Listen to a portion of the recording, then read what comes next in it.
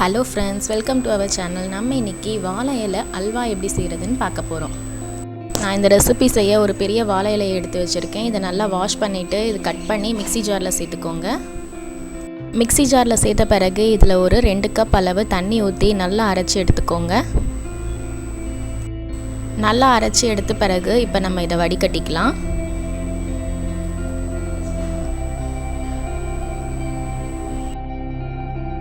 வாழை இலையை நல்லா அரைச்சி இப்போ சாறு எடுத்தாச்சு. இப்போ இந்த சாறில் 1 கப் கார்ன்ஃப்ளவர் மாவு, இது கூடவே 1 கப் அளவு தண்ணி சேர்த்து நல்லா மிக்ஸ் பண்ணிக்கோங்க.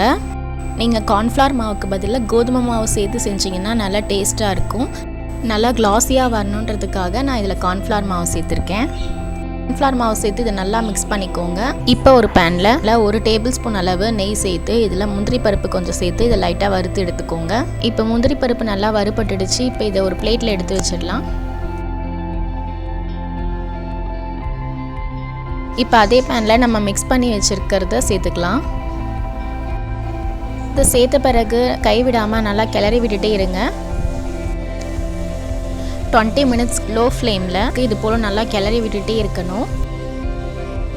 எப்பயுமே நம்ம அல்வா செய்கிறதுக்கு 40 to 45 மினிட்ஸ் ஆகும். ஃபஸ்ட்டு 20 மினிட்ஸ் இதை நல்லா மிக்ஸ் பண்ணி விட்டுட்டே இருங்க. இது போல் இப்போ 20 மினிட்ஸ் ஆகிடுச்சு. இந்த பதத்துக்கு வந்துடுச்சு, நல்லா அல்வா பதத்துக்கு வந்துடுச்சு. இப்போ இந்த ஸ்டேஜில் இதில் 1 கப் அளவு சர்க்கரை சேர்த்துக்கிறேன். சர்க்கரை சேர்த்து இன்னும் ஒரு 20 மினிட்ஸ்க்கு நல்லா மிக்ஸ் பண்ணிக்கோங்க.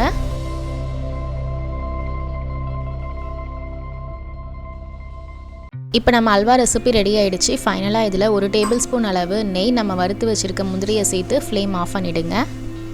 இப்போ நம்ம வாழை இலை அல்வா ரெடி ஆகிடுச்சு. இந்த ரெசிபியை நீங்களும் ட்ரை பண்ணி பாருங்கள். ட்ரை பண்ணி பார்த்துட்டு உங்களுக்கு பிடிச்சிருந்தா கமெண்ட் பண்ணுங்கள். மறக்காமல் சப்ஸ்கிரைப் பண்ணுங்கள். தேங்க்ஸ் ஃபார் வாட்சிங்.